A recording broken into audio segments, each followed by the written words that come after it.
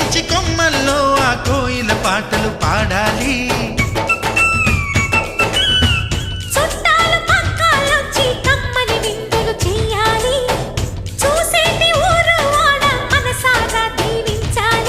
నలుగురు కలిసి చేతులు కలిపి మన కలలన్నీ పండించాలి.